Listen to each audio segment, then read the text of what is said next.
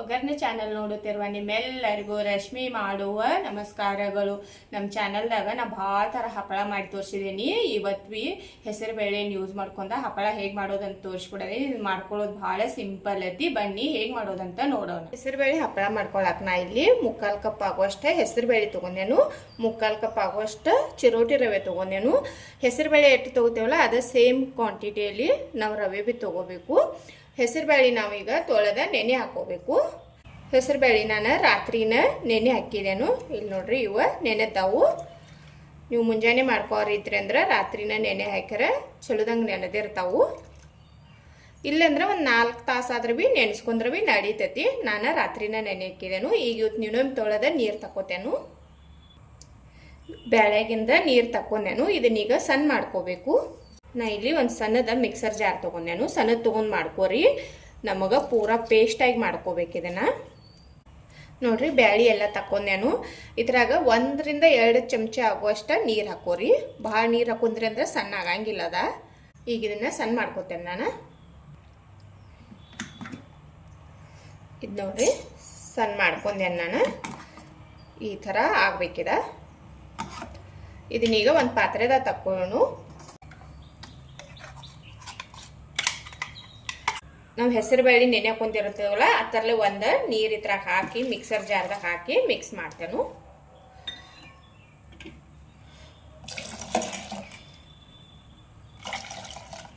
Cup ನೀರು mix ಮಾಡಿದೆ ನಾನು.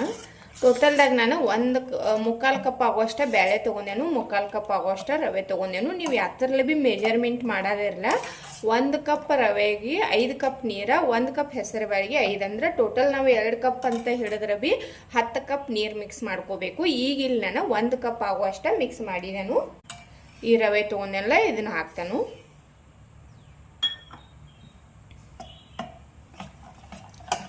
ಹಾಕಿ ಎಲ್ಲ ಮಿಕ್ಸ್ ಮಾಡ್ರಿ. ಎಲ್ಲ ಕಲಿಸ್ಕೇಶನ್ ನಾವು ಇದನ್ನು ಒಂದು 15 ರಿಂದ 20 ನಿಮಿಷ ನೆನೆ ಹಾಕಿಬಿಡಬೇಕು.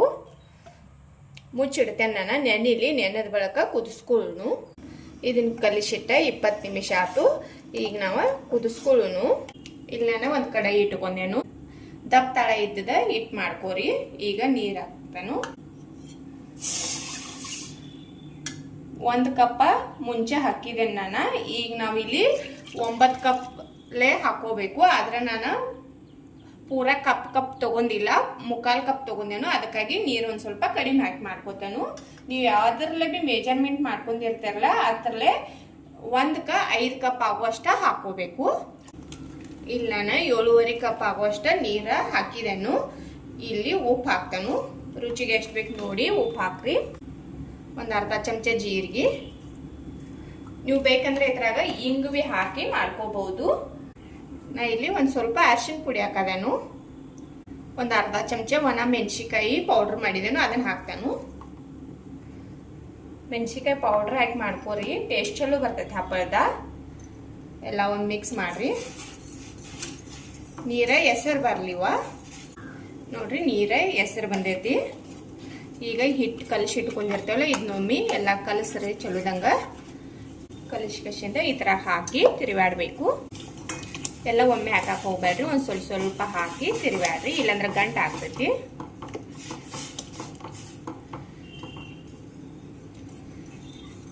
ತಿರುವಾಡ್ಕೋತಿರ್ರಿ, ಇಲ್ಲಾಂದ್ರೆ ತಳ ಹಾಕ್ತೈತಿ ತಳಗ. ಇದು ನೋಡ್ರಿ ಕುದಿಯಾದೈತಿ. ಈ ಥರ ಗಟ್ಟಿ ಆಗತೈತಿದ. ಇದನ್ನ ಸಣ್ಣ ಉರಿಯಲ್ಲಿ ಇಟ್ಟ ಕುದಿಯಾಕ ಹತ್ತ ಬಳಿಕ ಒಂದು 5 ನಿಮಿಷ ಕುದಿಸ್ಕೋರಿ. ಇದು ನೋಡ್ರಿ ಈ ಥರ ಚಲೋದಂಗ ಕುದಿಬೇಕಿದ್ ಹಿಟ್ಟು ಚಲೋದಂಗ ಕುದ್ದಿತ್ತಂದ್ರೆ ಹಪ್ಪಳ ಕಟ್ ಆಗುದಿಲ್ಲ, ನಡಿಯೋದು ಹರಿಯೋದಿಲ್ಲ, ಚಲೋದಂಗ ಬರ್ತಾವು. ಇದು ನೋಡ್ರಿ ಹಿಟ್ಟು ಆಗೈತಿ. ನಾ ಇದನ್ನ 10 ನಿಮಿಷ ಕುದಿಸಿದೇನು. ಈಗ ಗ್ಯಾಸ್ ಬಂದ್ ಮಾಡ್ತೇನು. ಗ್ಯಾಸ್ ಬಂದ್ ಮಾಡಿ ಮುಚ್ಚಿಡ್ತೇನು. ಇದೊಂದು ಜರ ಆರ್ಲಿ. ಆರಿದ ಬಳಿಕ ಹಪ್ಪಳ ಮಾಡ್ಕೊಳ್ಳೋಣ. ಇದು ನೋಡ್ರಿ ಆರಾಕ್ ಬಿಟ್ರೆ ಭೀ ನಡಿವಿ ತೆಗದ ಒಂದು ಸ್ವಲ್ಪ ಹಿಂಗೆ ತಿರುವಾಡ್ರಿ. ಇಲ್ಲಂದ್ರೆ ತೆಳಗ್ ಭೀ ಬಿಸಿ ಇರ್ತದಲ್ಲ ಅದಕ್ಕೆ ಹತ್ಕೋತತಿ. ಮ್ಯಾಗ ಕೆನಿ ಟೈಪ್ ಬರ್ತೈತಿ.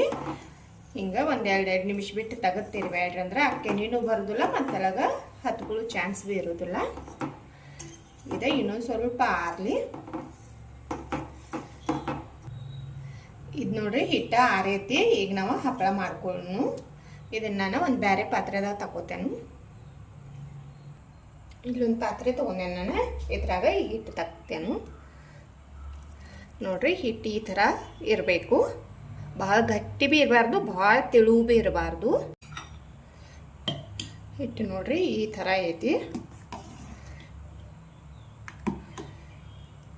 ಈಗ ಹಪ್ಪಳ ಮಾಡ್ಕೊಳ್ಳೋಣ. ನೋಡ್ರಿ, ಹಪ್ಪಳ ಮಾಡ್ಕೊಳಕ್ಕೆ ನಾ ಇಲ್ಲಿ ಒಂದು ಪಾಲಿಥೀನ್ ಹಸಿದೇನು. ಪಾಲಿಥೀನ್ ಮ್ಯಾಗ ಮಾಡ್ಕೋಬೇಕು ಹಪ್ಪಳ. ಹಿಟ್ಟು ತೊಗೊಂಡು ನಿಮ್ಗೆ ಹಪ್ಪಳ ಎಷ್ಟು ದೊಡ್ಡ ಬೇಕಲ್ಲ ನೋಡಿ ಮಾಡ್ಕೋರಿ. ಹಿಟ್ಟು ಹಾಕಿಸಿಂದ ಈ ಥರ ಮಾಡ್ಕೋರಿ. ನಾ ಇಲ್ಲಿ ದೊಡ್ಡನ ಮಾಡ್ಕೊಳ್ಳೋದನ್ನ ಹಪ್ಪಳ. ಭಾಳ ತಿಳುವಾಗಿ ಮಾಡ್ಕೊಳಕ್ಕೆ ಹೋಗಬೇಡ್ರಿ.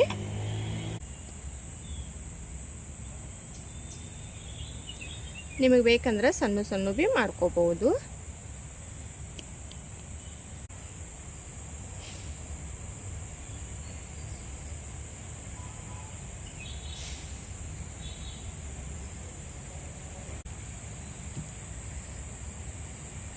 ನೋಡ್ರಿ ಎಷ್ಟು ಸಿಂಪಲ್ ಐತೆ ಹಪ್ಪಳ ಮಾಡ್ಕೊಳ್ಳೋದ.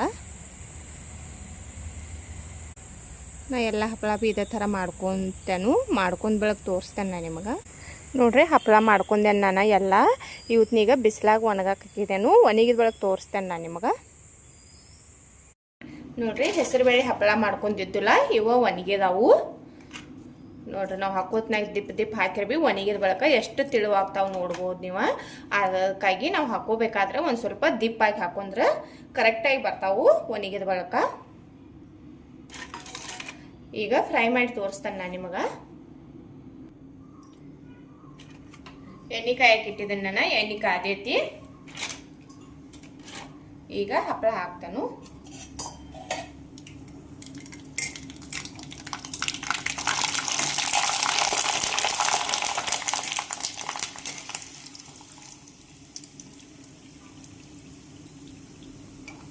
ನೋಡ್ರಿ, ಅರಳಿ ಎಷ್ಟು ದೊಡ್ಡ ಆಗದಾವ್ ನೋಡ್ಬೋದು ನೀವು ಹಪ್ಪಳ.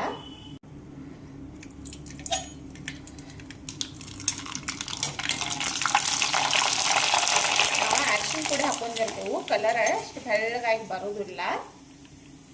ಅಕ್ಕಿ ಹಪ್ಪಳ ಗತ್ತಕ ಕಲರ್ ಬೆಳ್ಳಗೆ ಬರೋದಿಲ್ಲ, ಯಾಕಂದ್ರೆ ಅರಿಶಿನ ಪುಡಿ ಹಾಕಿ ಮಾಡ್ಕೊಂಡೆವು ನಾವು.